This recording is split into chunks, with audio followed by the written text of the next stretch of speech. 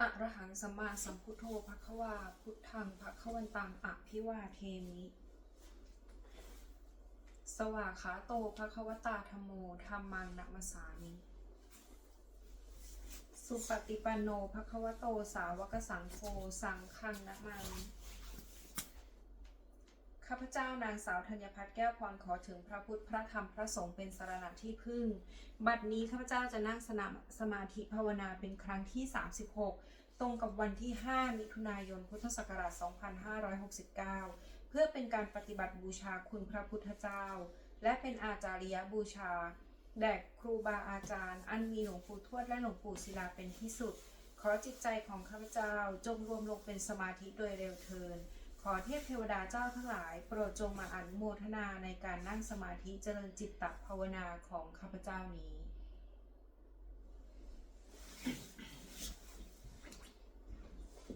แม่อืมหนูงงจังทำไมเวลาแค่ไม่ต้องถามแค่แป๊บเดียวพี่เดียเขาก็ภาวนาผู้เทศก็นั่งสมาธิเหมือนกันวันนี้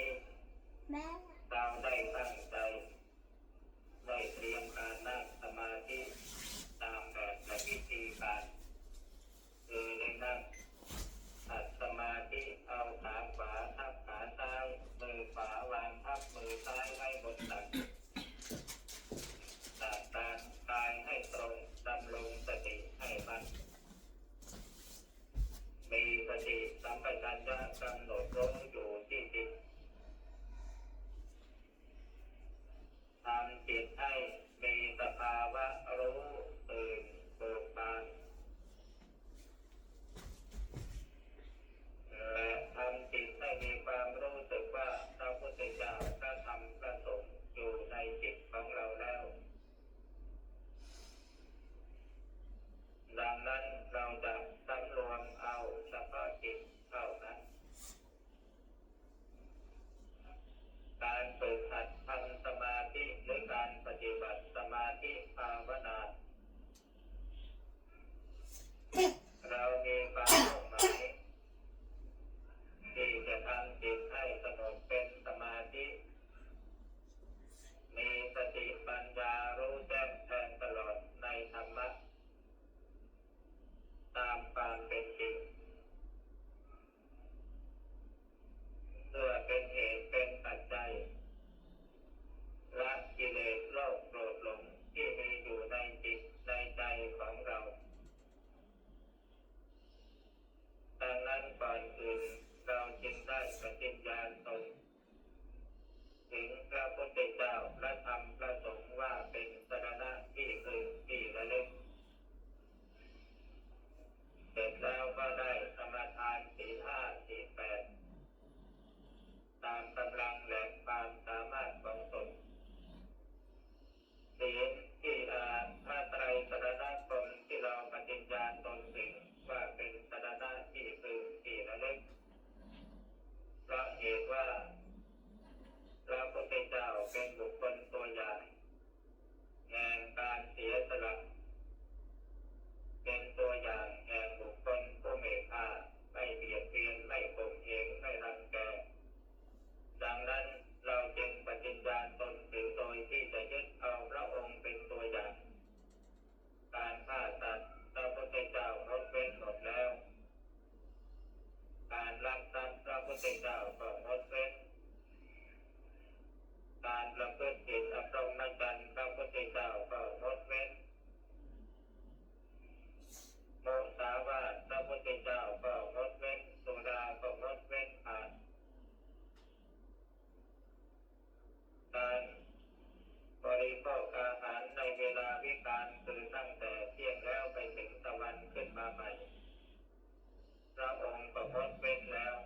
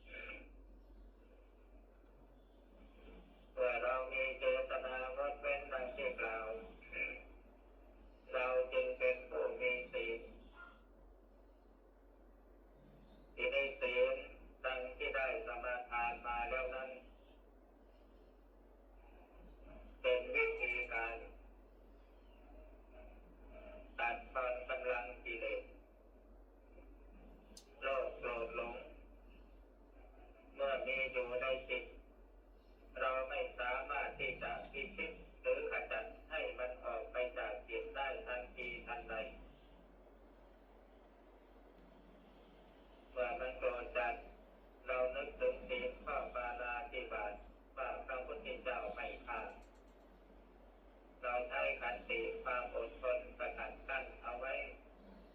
ให้ธรรมะความข่มจิตข่มใจไม่ละเมิด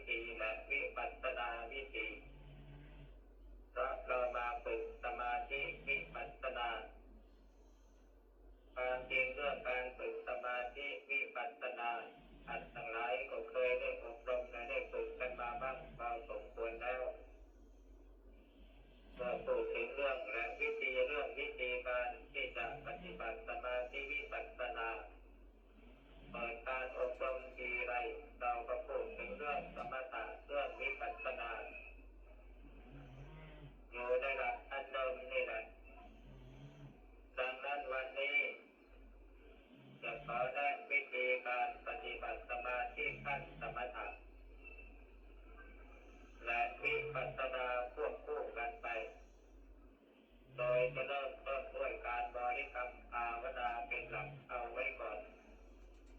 บัดนี้ท่านทั้งหลายได้ปฏิญญาตนถึงพระพุทธเจ้าพระธรรมพระสงฆ์ว่าเป็นสรณะที่พึ่งที่ระลึกแล้วขอให้ท่านกำหนดรู้ภายในจิตของตัวเองว่าพระพุทธเจ้าพระธรรมพระสงฆ์อยู่ที่จิตของเราเมื่อเรากำหนดรู้จิตรู้เป็นอาการแห่งพุทธเจ้าการทรงไว้ซึ่งสติสัมปชัญญะประคองจิตอยู่ในองค์ภาวนาได้ชื่อว่าทรงไว้ซึ่งพระธรรมความตั้งใจสังวรระวังเอาจิตเอาใจจดจ่อต่อการกำหนดอารมณ์ที่บริกรรมภาวนาหรือพิจารณาอยู่ได้ชื่อว่ามีพระสงฆ์อยู่ในใจในจิตดังนั้นเมื่อเรามีรู้สึกสำนึกอยู่ที่จิตของเราเราจึงมีพระพุทธเจ้าพระธรรมพระสงฆ์อยู่ในจิตตลอดเวลาดังนั้นณโอกาสนี้ขอให้ท่านทั้งหลายจงกำหนดบริกรรมภาวนาพุทโธในจิตนึกพุทโธพุทโธพุทโธพุทโธแต่เพียงแต่นึกพุทโธที่จิตอย่างเดียวก็ได้หรือจะนึกพุทพร้อมลมเข้าโธพร้อมลมออกก็ได้นึกอยู่อย่างนั้นแหละหน้าที่ของท่านมีแต่นึกพุทโธพุทโธพุทโธพุทโธรู้อยู่ที่ลมหายใจอย่างเดียวอย่าไปกดหรือไปข่มจิตให้มีความสงบอย่าไปบังคับจิตและไม่ต้องเอาไปตั้งไว้ที่ไหนเอาจิตไว้กับพุทโธเอาพุทโธไว้ที่จิตมีสติรู้พร้อมอยู่ที่พุทโธพุทโธเป็นอารมณ์จิตเป็นสิ่งรู้ของจิตเมื่อมีสติรู้พร้อมอยู่ที่จิตในขณะที่นึกพุทโธพุทโธก็เป็นที่อาศัยระลึกของสติเมื่อจิตนึกพุทโธจนคล่องตัวจนติดสติรู้พร้อมอยู่ในขณะจิตนั้นเจ้าจิตก็นึกพุทโธอยู่ไม่หยุดสติก็รู้พร้อมอยู่โดยไม่ได้ตั้งใจแต่ว่าผู้ภาวนาพุทโธก็เป็นไปเองโดยอัตโนมัติผู้ทำหน้าที่รู้ก็รู้เองโดยอัตโนมัติเหมือนกับเราไม่ได้ตั้งใจแต่ว่าจิตของเรานึกพุทโธพุทโธพุทโธเองเมื่อจิตของเรานึกพุทโธเองอยู่ต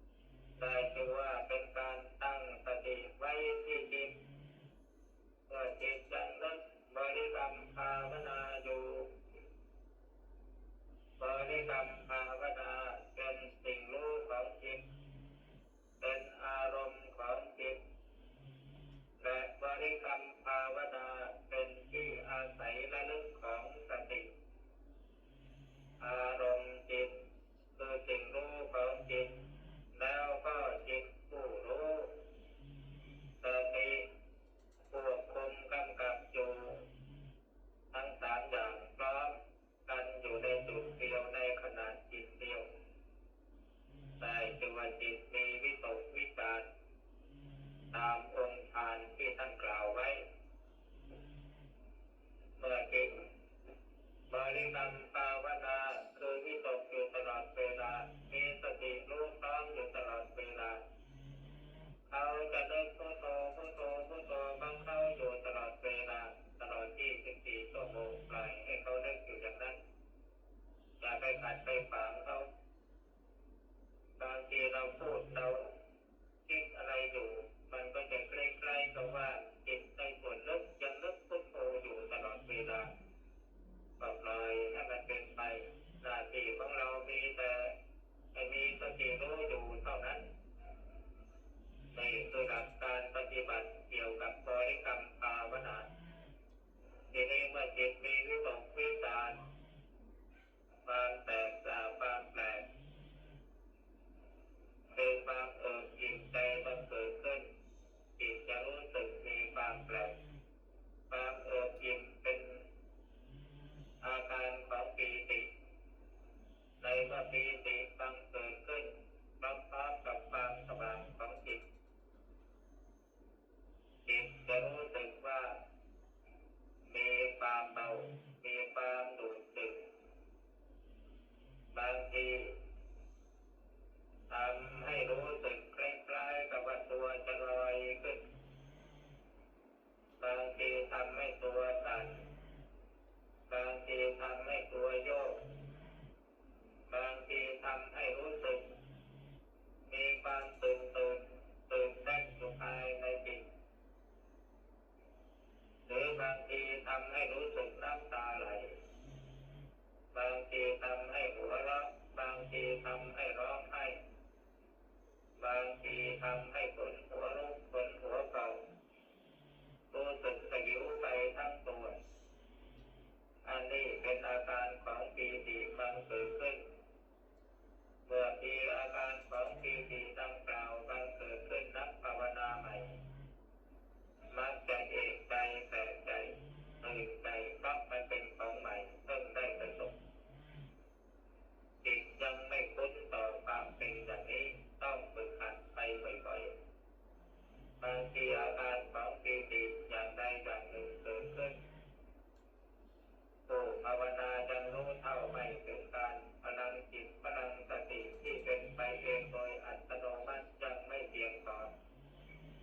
พอมีปรากฏการณ์แปลกๆเกิดขึ้นก็เกิดเอกใจตกใจตื่นสมาธิถอน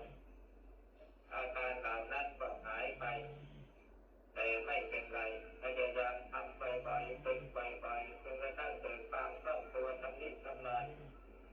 แล้วมันก็จะผ่านอาการเหล่านี้ไปเอง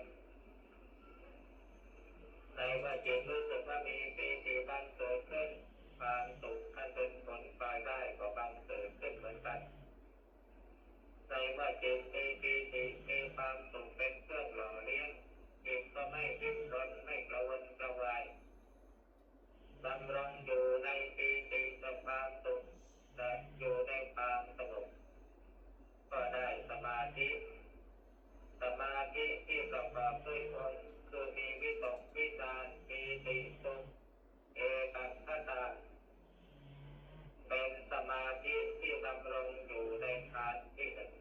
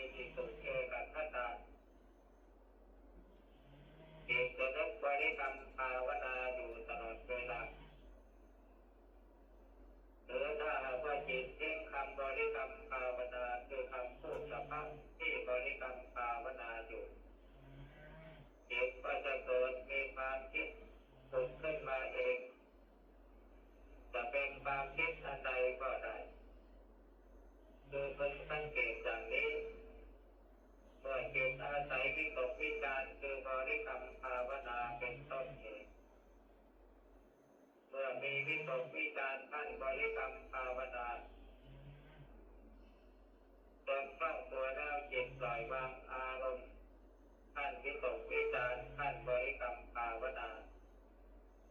พอวางอารมณ์นั้นไปเกิดความคิดใหม่ขึ้นมาซึ่งจะเป็นความคิดอะไรก็ได้แต่หากเป็นความคิด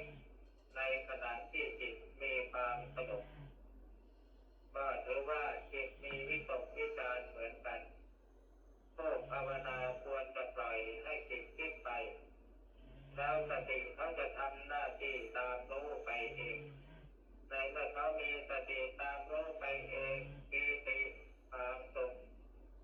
และความสงบก็จะบังเกิดขึ้นความสงบที่มีวิตกวิจารนี่หมายถึงความสงบจิตที่มีสติรู้พร้อมอยู่กับอารมณ์จิตแต่ไม่มีความฟุ้งซ่านรำคาญใดๆเข้ามาแทรกจิตยิ่งมีวิตกวิจารคือมีความคิดมากสติก็ยิ่งเด่นขึ้นเมื่อสติเด่นขึ้นจิตก็ยิ่งผ่องใสยิ่งใสสะอาดสว่างไสวจิตมีความคิดสติรู้พร้อมเกิดมีปีติเกิดมีความสุขในขณะนั้น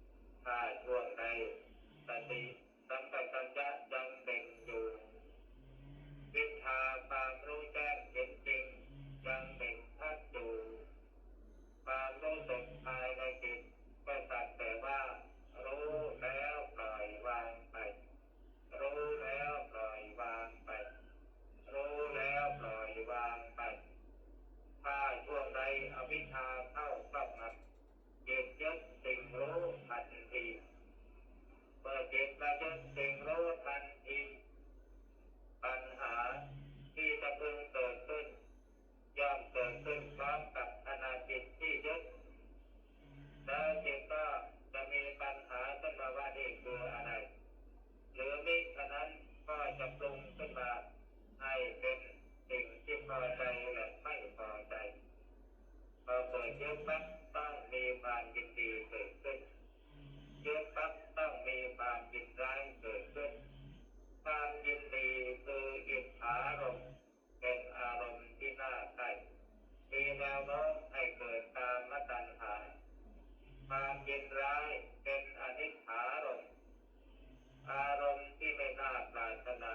มีแนวโน้มให้เกิดวิภวตัณหาเมื่อเกิดมีปัญหาอย่างนี้ขึ้นมาจิตก็ยึดอารมณ์ทั้งสองอย่างคือสิ่งที่ยินดีและสิ่งที่ยินร้ายก็มีการยึดก็กลายเป็นภวตัณหาเมื่อจิตมีกามตัณหาภวตัณหาอยู่พร้อมความทุกข์ความสุขย่อมบังเกิดขึ้นสลับกันไปบางขณะจิตก็ทุกข์บางขณะจิตก็สุขสุขทุกข์เกิดละกันไปเปลี่ยนวาระกันเกิดดับเกิดดับเกิดดับอยู่อย่างนั้นเมื่อทุกข์ดับไปสุขก็ปรากฏขึ้นเมื่อสุขดับไปทุกข์ก็ปรากฏขึ้นเมื่อทุกข์ดับไปความเฉยๆเป็นกลางปรากฏขึ้นเมื่อสุขดับไปเมื่อผู้ภาวนามามีสติกำหนดรู้อารมณ์จิตของตัวเองอยู่ในขณะจิตนั้นเมื่อสติสัมปชัญญะมีพลังแก่กล้าขึ้นมาเมื่อใดก็จะรู้ว่านี้คือทุกอริยสัจที่พระพุทธเจ้าตรัสรู้เมื่อสติปัญญารู้ว่านี่คือทุกอริยสัจทีนี้บางทีจิตของผู้ภาวนาก็จะหวนหาวิธีการเพื่อจะขจัดทุกข์ในจิตออกไปแล้วก็จะรู้อุบายวิธีจะรู้เหตุที่ให้เกิดทุกข์ว่ามันเกิดมาจากไหนเกิดจากความยินดีเกิดจากความยินร้ายเกิดจากกามตัณหาภวตัณหาวิภวตัณหาที่นี้ทุกข์เป็นสภาวะที่ควรกำหนดรู้เท่านั้นไม่ใช่สิ่งที่จะไปตั้งใจละเมื่อทุกข์เกิดขึ้นก็ดีสุขเกิดขึ้นก็ดีกำหนดรู้อย่างเดียวดังนั้นท่านจึงกล่าวว่า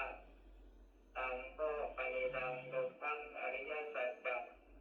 ปริญเยยันติเมภิกขเวทุกข์เป็นสภาวะที่พึงกำหนดรู้เมื่อผู้มีสติกำหนดรู้ทุกข์อยู่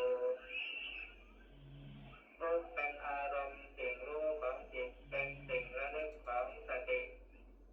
เมื่อสติสัมปชัญญะมีพลังแก่กล้าขึ้นรู้ทุกข์แจ่มแจ้งชัดเจนจิตก็ก้าวลงสู่ความสงบอีกทีหนึ่งคือสงบก้าววูบลงสว่างขึ้นมาแล้วก็ไปยับยั้งอยู่เรียกว่าจักขุงอุดปาดิจิตวูบลงไปสว่างจักสุบังเกิดขึ้นแล้วจิตนิ่งอยู่ในท่ามกลางแห่งความสว่างญาณังอุดปาดิความอย่างรู้ได้บังเกิดขึ้นแล้วเมื่อจิตมีการยับยั้งอย่างรู้อยู่ปัญญาอุดปาดิการไหวตัวของจิตเกิดความคิดปรุงแต่งขึ้นมาเป็นปัญญาความรู้ปรากฏขึ้นซึ่งจะมีอาการเกิดดับเกิดดับเกิดดับเกิดดับอยู่ตลอดเวลาเมื่อจิตกำหนดดูสิ่งที่เกิดดับเกิดดับอยู่ตลอดเวลาถ้าช่วงใดรู้แจ้งเห็นจริงแล้ววิชชาเกิดขึ้นวิชชาอุทธปาทิรู้แจ้งเห็นจริงหายสงสัยวันนี้คือทุกอริยสัจที่พระพุทธเจ้าตรัสรู้เมื่อรู้จริงแล้วจิตปล่อยวางอารมณ์สิ่งรู้ทั้งหมดอารมณ์โออุทธปา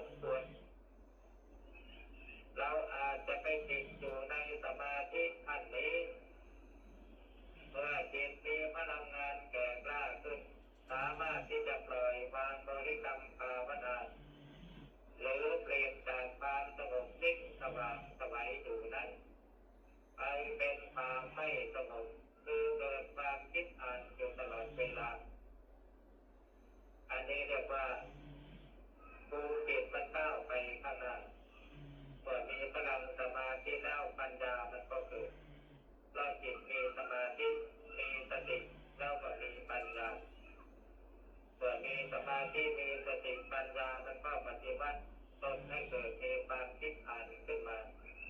บางท่านก็เข้าใจว่าจิตมันไม่สงบแล้วเวลานี้มันเสื่อมมันฟุ้งซ่านก็มัวแต่จะไปบังคับให้มันหยุดนิ่งหยุดนิ่งหยุดนิ่งอยู่อย่างนั้นแหละมันก็เลยไม่ก้าวหน้าสักทีเพราะฉะนั้นนักปฏิบัติควรที่จะทำความเข้าใจไว้ว่าเราบางครั้งในขณะที่เราบริกรรมภาวนาพุทโธพุทโธพุทโธพุทโธอยู่พอจิตมีอาการเคลิ้มลงไปเหมือนจะนอนหลับแล้วทิ้งพุทโธปั๊บแล้วมันไปสวดคาถาชินบัญชรอยู่มันสวดเองโดยที่เราไม่ได้ตั้งใจอันนี้คือมันเปลี่ยนอารมณ์จากพุทโธมาสวดคาถาชินบัญชรแล้วมันก็สวดของมันไปเองโดยอัตโนมัติโดยที่ไม่ได้ตั้งใจเราเลิกบางทีเราเลิกอยากจะหยุดสวดมันก็ไม่ยอมหยุดในลักษณะอย่างนี้จิตมันก็เกิดความคิดได้วิตกวิจารณ์บางท่านมันไม่อย่างนั้นภาวนาพุทโธพุทโธพุทโธอยู่พอมันสงบพุทลงไปนิดหนึ่งมันทิ้งพุทโธแล้วมันไปเกิดมีความคิดตุ้งขึ้นมาอันนี้บางท่านก็เข้าใจว่าจิตมันฟุ้งซ่านแต่แท้ที่จริงมันเกิดปัญญาเพราะฉะนั้นเราจึงมีหลักที่ควรจะสังเกตเอาไว้ว่าถ้าจิตของเราบริกรรมภาวนาพุทโธพุทโธพุทโธอยู่ก็ให้มันอยู่ไปเถอะอย่าไปกวนมันแต่ถ้ามันทิ้งพุทโธปั๊บไปคิดอย่างอื่นขึ้นมาคิดตุ้งขึ้นมาให้ปล่อยให้มันคิดไปเราเรียกทำสติตามรู้มันไปดังที่กล่าวแล้วในเมื่อจิตมีความคิดสติก็ตามรู้ความคิดทันกันอยู่ทุกขณะจิตความคิดที่มีสติรู้ทันเอาทันรู้เท่าเอาทันมันเป็นปัญญาในสมาธิแต่ถ้าว่าสติอ่อนรู้ไม่ทันความคิดมันเป็นความฟุ้งซ่านนี่นักปฏิบัติควรจะได้ทำความเข้าใจไว้อย่างนี้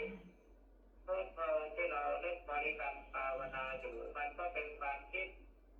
แต่เมื่อจิตมันทิ้งพุทโธที่เราตั้งใจคิดนั้นแล้วมันไปคิดเองแต่มันคิดอย่างอื่นมันก็เป็นความคิดเหมือนกันนั่นแหละตัวเป็นเช่นนั้นไม่จำเป็นจะต้องดึงมันกลับมาหาพุทโธอีกปล่อยให้มันคิดไปตามเรื่องตามราวของมันแต่เราต้องมีสติกำหนดตามรู้มันไปยิ่งคิดเร็วเท่าไหร่ก็ปล่อยให้มันคิดไปแล้วมีสติตามรู้มันไปธรรมชาติของจิตถ้ามีอารมณ์สิ่งรู้คือความคิดสติมีสิ่งระลึกจิตมันจะได้พลังงานทางสติว่ามันรู้ทันกันเมื่อไหร่มันจะเกิดความสงบแล้วก็มีวิตกวิจารณ์ปีติสุขเอกคตาขึ้นมาได้ดังที่กล่าวแล้วในวันนี้ขอแนะวิธีการทำสมาธิภาวนาในขั้นต้นหรือจะว่าขั้นต้นหรือขั้นสุดยอดก็แล้วแต่จะเข้าใจแต่ความจริงการภาวนานี่มันไม่มีต้นไม่มีปลายหรอก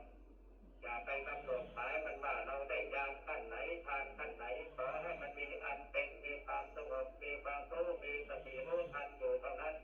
ก็เป็นพอความก้าวหน้าของจิตนี่อยู่ตรงที่ว่าเรามีเจตนาจะงดเว้นอันใดแล้วเรางดเว้นได้โดยเด็ดขาดเรามีเจตนาจะละโลภโกรธหลงก็โลภโกรธหลงอ่อนกำลังลงหรือว่าเกือบจะไม่มีเลยนั่นเป็นความก้าวหน้าของจิตส่วนปรุงรู้ปรุงเห็นอะไร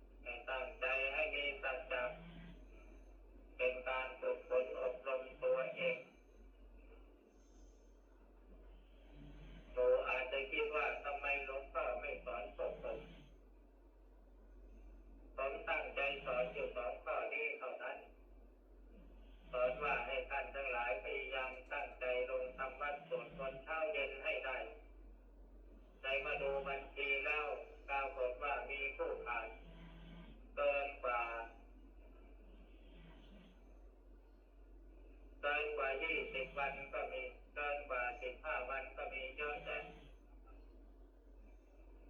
ในพระผมเทศน์ได้ฟังว่าท่านบวชมาแล้วเป็นลูกศิษย์ผมต้องลงทำวัดเช้าให้ได้ทุกวันทำวัดเย็นให้ได้ทุกวันเมื่อท่านไม่ยอมปฏิบัติตามผมก็ถือว่าท่านไม่ปฏิบัติตามโอวาทผมจึงไม่สอนท่านเมื่อเร็วๆมานี้มีท่านหนึ่งท่านมาขอยัตติท่านบวชมาจากทางฝ่ายโน้นท่านไปนั่งคุยอยู่ว่า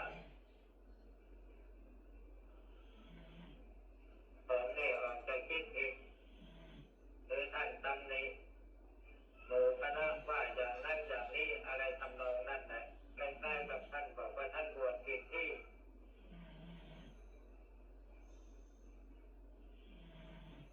และท่านก็เกือบจะบอกว่าครูบาอาจารย์ก็ไม่สอนอะไรทำนองนั้นแหละ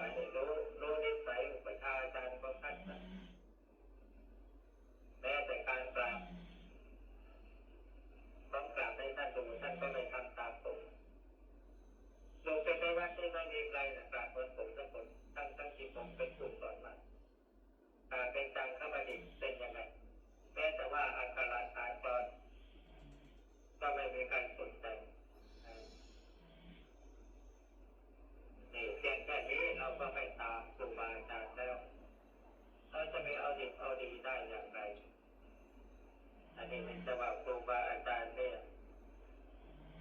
หัวโตโกนตัวอะไรหรอก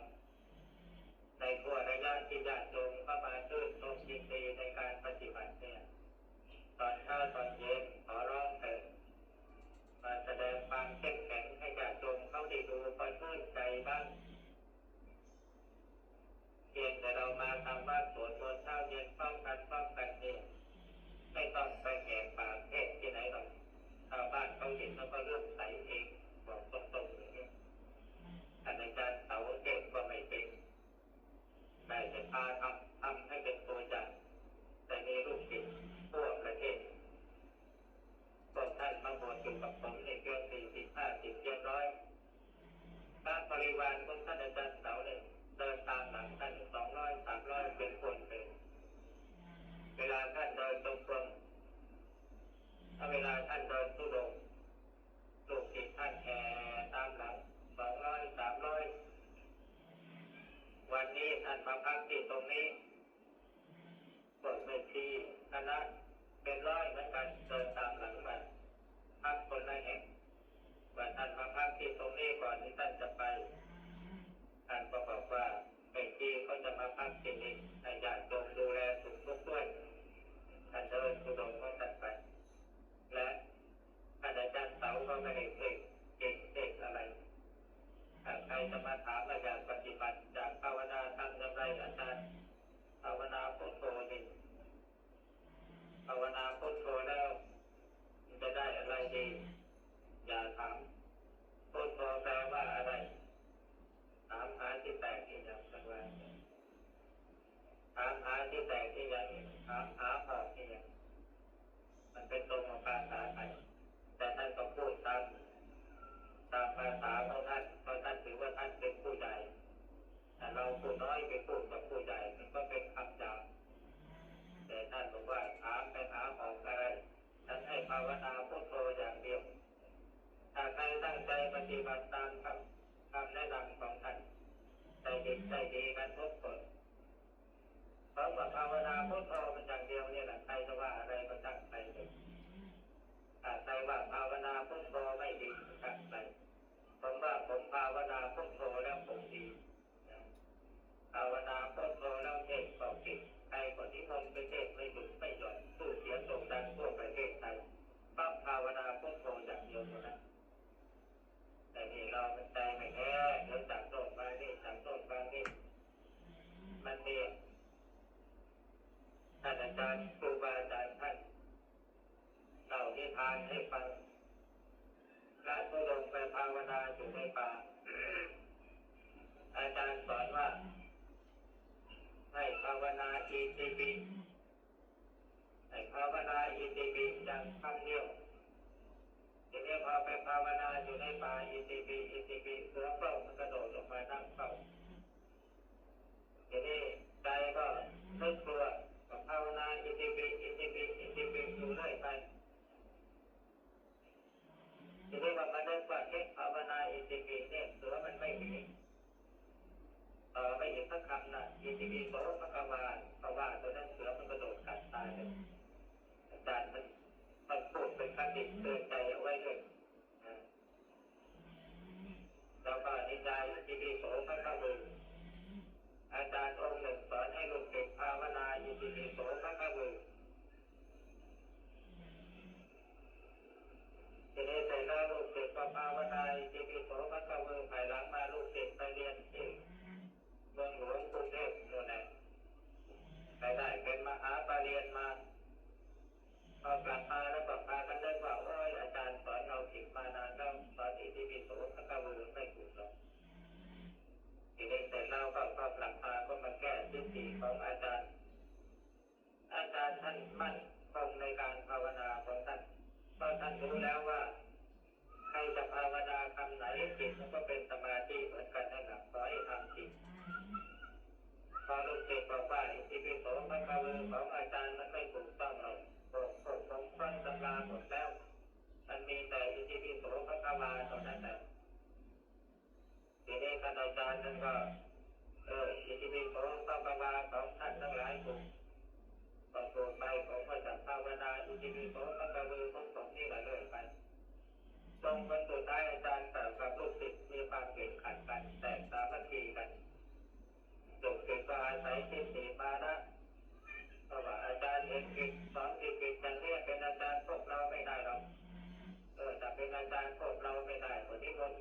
ผมจะไปอยู่ภูเขา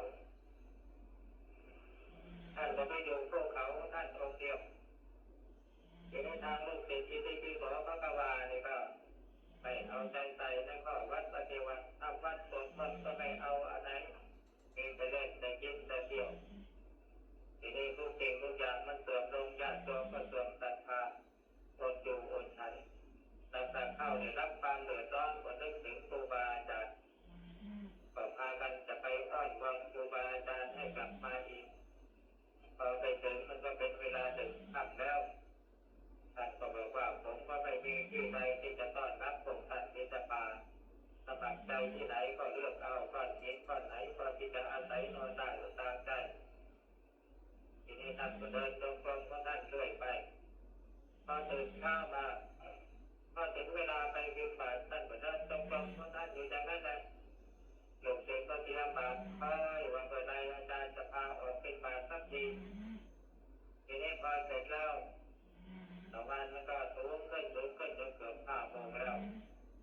ลูกศิษย์ผู้เป็นหัวหน้าก็กลับไปกราบอาจารย์บอกว่าอาจารย์เมื่อใดจะพาออกบิณฑบาตสักทีท่านอาจารย์ก็ถามว่าหิวแล้วหรือถ้าหิวแล้วก็พากันเก็บก้อนหินใส่บาตรมาล้างซะให้ดีแล้วเอาใส่บาตรมาต้องการมากก็ใส่บาตรเต็มๆพอเสร็จแล้วพอลูกศิษย์เอาบาตรที่บรรจุหินเต็มๆมาอาจารย์ก็นั่งกำหนดจิตเพ่งลงไปที่บาตรอิติปิโสภะคะวะอิติปิโสภะคะวะพอต้องไปเขาเรียกเสียงนั้นมันก็เกิดเป็นควันขึ้นมาในบาตรเปลวไฟลุกขึ้นมาก้อนหินทั้งนั้นมันก็ละลายเป็นอาหารอันโอชารสขึ้นมาพอเสร็จแล้วท่านก็ยืนเอาประกันฉันซะทีนี้พอฉันอิ่มน้ำสำราญแล้วก็ท่านอาจารย์ท่านก็ไปประกอบความภาคความเพียรของท่านทุกจิตก็นั่งประชุมปรึกษาหารือกันทีนี้พอตื่นเช้ามาวันหลังก็พากันเข้าไปหาอาจารย์วันนี้ผมขอไปนั่งภาวนาเสกก้อนหินลองดูตามใจต่างคนก็ต่างเอาก้อนหินมาใส่บาตรก็นั่งภาวนาอิติปิโสภะคะวาอิติปิโสภะคะวาใจก็นึกว่าเมื่อไรก็จะเป็นก้อนเป็นขนมสักทีแล้วก็ลืมตาขึ้นมาก็ยังเป็นก้อนหินโคโลอยู่อย่างเก่าจนกระทั่งนอนจะหมดเวลากินแล้วเข้าไปกราบอาจารย์อีกโอ้ยภาวนายังไงมันก็ไม่เป็นสักทีอาจารย์ยังเป็นหินอยู่อย่างเก่าแต่นั้นอิติปิโสภะคะวะกับอิติปิโสภะคะวาไหนดีกว่ากันอิติปิโสภะคะวะแล้วอาจารย์ดีกว่าเพราะอาจารย์ก่อนเป็นพระหลวงตา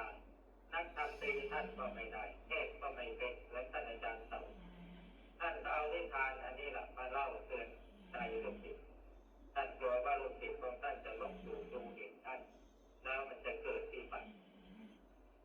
อุบายสอนของครูบาอาจารย์เนี่ยมันมีแปลกๆต่างคนต่างองค์ก็ต่างทำนานต่างมีอุบายวิธีแตกต่างกันเพราะงั้นไหนๆพวกเราก็ได้รวมเป็นพุทธบริษัทด้วยกันบริษัทสี่อุบาสกภิกษุภิกษุณีอุบาสกอุบาสิกาเป็นผู้รับมรดกตกทอดพระศาสนามาจากสมเด็จพระสัมมาสัมพุทธเจ้าศาสนาจะเสื่อมก็เพราะเรานี่แหละจะเจริญก็เพราะเรานี่แหละตราบใดที่เรามีการปฏิบัติดีปฏิบัติชอบศาสนาก็ยังคงอยู่และเจริญและมรรคผลนิพพานก็ยังคงอยู่ไม่เสื่อมสลายไปเพราะฉะนั้นขอเตือนบรรดาลูกศิษย์ลูกหาทั้งหลายจงมีความกระตือรือร้นพากันขมีขมันขยันหมั่นเพียรในการประพฤติปฏิบัติยิ่งขึ้นกว่านี้ให้สมศักดิ์ศรีที่เราเป็นลูกศิษย์สร้างกรรมฐานนักปฏิบัติในท้ายที่สุดที่ขอให้ทุกท่านจงมีความสุขความเจริญประสบสิ่งที่ตนพึงปรารถนาโดยทั่วกันทุกท่านเอ่ยแสดงความยินดีและขออนุโมทนาในกุศลและเจตนาที่ท่านทั้งหลายได้ ตั้งใจชักชวนกันมาเพื่อฟังธรรม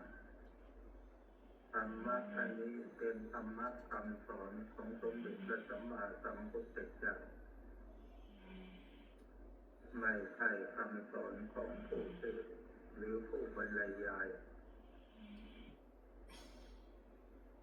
เรานับถือพระพุทธศาสนามีพระพุทธเจ้าเป็นพระบรมศาสดาหลักของศาสนาสอนให้เราละความชั่วประพฤติความดีทำจิตให้บริสุทธิ์สะอาด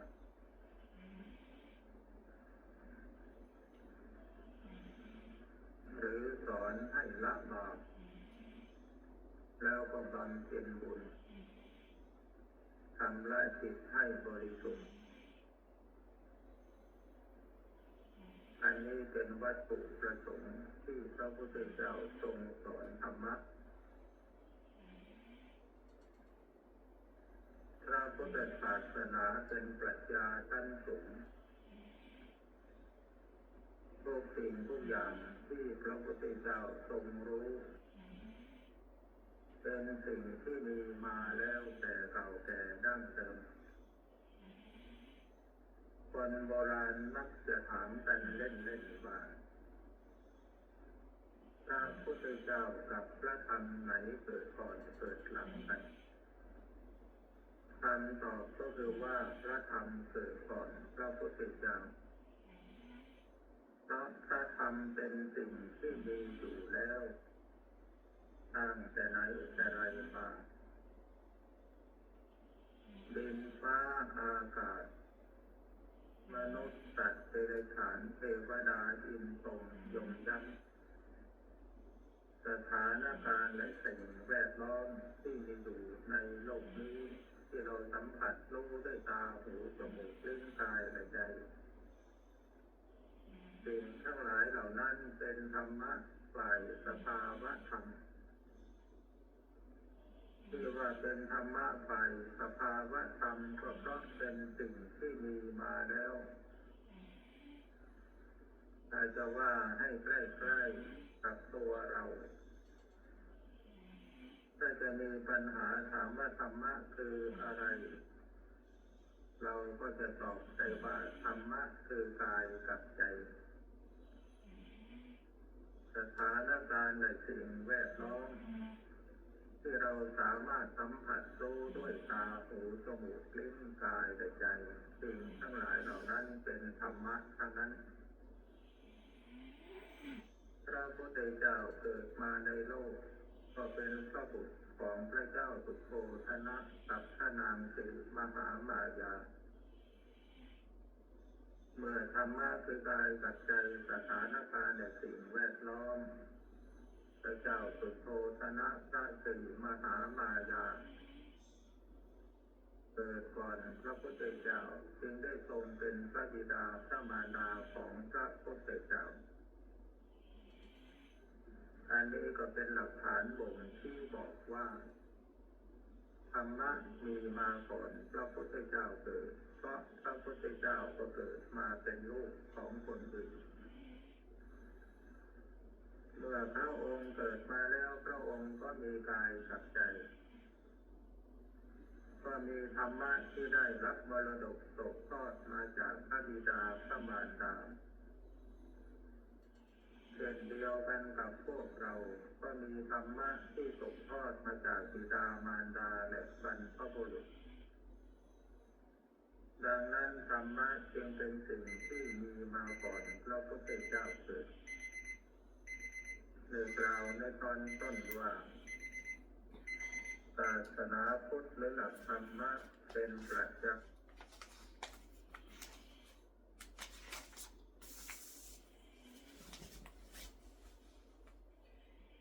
บทแผ่เมตตาให้ตนเองอาหารสุขิโตโหมิขอให้ข้าพเจ้ามีความสุขอาหารนินทุโขโหมิขอให้ข้าพเจ้าปราศจากความทุกข์อาหารอเวโรโหมิขอให้ข้าพเจ้าปราศจากเวรอัพยาปชา อาหังอัพยาปโชโหมิขอให้ข้าพเจ้าปราศจากอุปสรรคอันตรายทั้งปวงสุขีอัตตานังปริหารามิขอให้ข้าพเจ้าจงมีความสุขกายสุขใจรักษากายวาจาใจให้พ้นจากทุกภัยทั้งปวงเทินบทแผ่เมตตาให้สรรพสัตว์ทั้งหลายสัพเพสัตตาสัตว์ทั้งหลายที่เป็นเพื่อนทุกข์เกิดแก่เจ็บตายด้วยกันทั้งหมดทั้งสิ้นเวลาโหตุจงเป็นสุขเถิดอย่าได้มีเวรแก่กันและกันเลยอัพยาประชาโหตุจงเป็นสุขเถิดอย่าได้เบียดเบียนซึ่งกันและกันเลยอนีคาโหตุจงเป็นสุขเถิดอย่าได้มีความทุกข์กายทุกใจเลยสุขีอัตตานังปริหารันตุจงมีความสุขกายสุขใจรักษาตนให้พ้นจากทุกภัยทั้งสิ้นเทินบทแผ่เมตตาอุทิศสัพเพสัตตาสัตว์ทั้งหลายที่เป็นเพื่อนทุกข์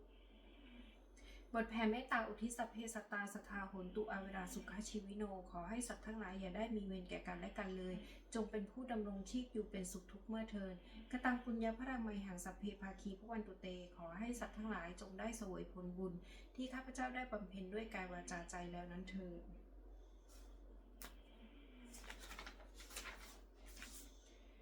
บัดนี้ข้าพเจ้าได้นั่งสมาธิภาวนาจบครบ1 ชั่วโมงแล้วขออานิสงส์อันพึงมีนี้ขอให้เป็นปัจจัยให้ข้าพเจ้าได้เข้าใกล้กระแสพระนิพพานแม้ขณะยังบำเพ็ญอยู่ขอให้ข้าพเจ้าแคล้วคลาดปลอดภัยจากทุกโศกโรคภัยอันตรายทั้งปวงให้มีแหล่งรายได้อันสุจริตมั่นคงเป็นสัมมาอาชีพอันชอบธรรมคำว่าไม่มีคำว่าอดยากคำว่ายากจนขออย่าได้มีแก่ข้าพเจ้าขอให้ข้าพเจ้าเจริญทั้งทางโลกและทางธรรมต่อไป